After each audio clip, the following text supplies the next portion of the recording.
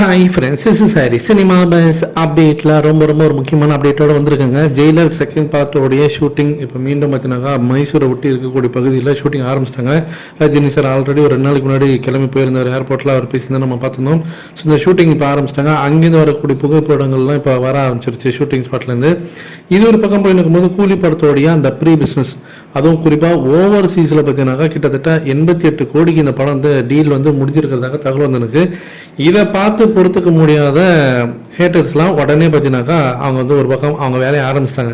ஏன்னா இந்த படம் 80-85 கோடிக்கு பிஸ்னஸ் டீல் நடந்துன்றது நியூஸ் வர வரைக்கும் இவங்களாம் வாயே திறக்கல.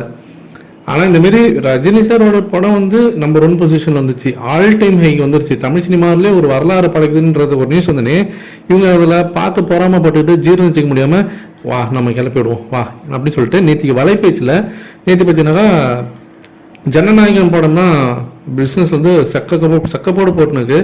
ஓவர்சீஸ் அதுவும் குறிப்பாக வந்து வரலாறு காணாத அளவுக்கு ஒரு பெரிய விற்பனையாக இருக்குது அப்படின்ற மாதிரி மொட்டையாக பேசி முடிச்சுட்டாங்க. ஏன்னா அது மேலே அவங்களால டீட்டெயிலாக பேச முடியல. ஏன்னா அது பொய்ன்றது அவங்களுக்கே தெரியும். ஏன்னா ஜனநாயகன் படம் பார்த்தீங்கன்னா 78 கோடிக்கு தான் டீல் முடிஞ்சிருக்கு. இந்த படம் பார்த்தீங்கன்னா 88-90 கோடி வரைக்கும் தரத்துக்கு ரெடியாக இருக்காங்க. ஆனால் இது 88-87 முடியறதுக்கு நிறைய வாய்ப்பு இருக்குது அப்படின்ற மாதிரி நியூஸ் வந்து எப்படி பார்த்தாலும் ரஃப்லி வந்து ஒரு 6-7 கோடி இதை விட அது அதிகம் தான் அப்படின்றது நல்லாவே தெளிவாக தெரியுது.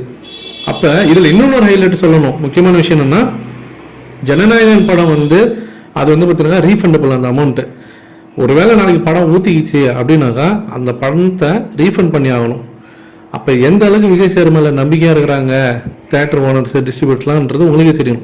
அதே சமயம் கூலி படத்துக்கு மினிமம் கேரண்டியில், அதுவும் இது வரைக்கும் வரலாறு காணாத அளவுக்கு எந்த படத்துக்கும் கொடுக்காத ஒரு தொகை 85 கூட நீங்கள் வச்சுங்க.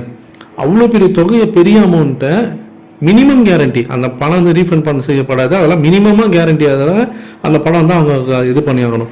அப்போ ரஜினி சார் மேலே எந்த அளவுக்கு ஒரு கான்ஃபிடென்ட் இருந்தாக்கா, இந்த ப்ராடக்ட் மேலே எந்த அளவுக்கு அவங்களுக்கு ஒரு நம்பிக்கை இருந்தாக்கா, தேட்டர் ஓனர்ஸாக இருக்கட்டும் டிஸ்ட்ரிபியூட்டர்ஸாக இருக்கட்டும் அவங்களாம் எந்த அளவுக்கு நம்பிக்கை வச்சு அதுவும் ஓவர்சீஸில் இந்த படத்தை எடுத்துருக்காங்க பாருங்கள்.